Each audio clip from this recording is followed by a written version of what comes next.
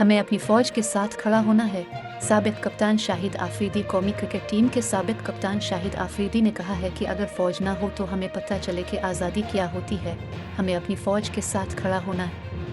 एक इंटरव्यू में शाहिद आफरीदी का कहना था कि मुल्क के लिए पाक फ़ौज की बहुत कुर्बानियाँ हैं। फ़ौज न हो तो हमें पता चले कि आज़ादी क्या होती है।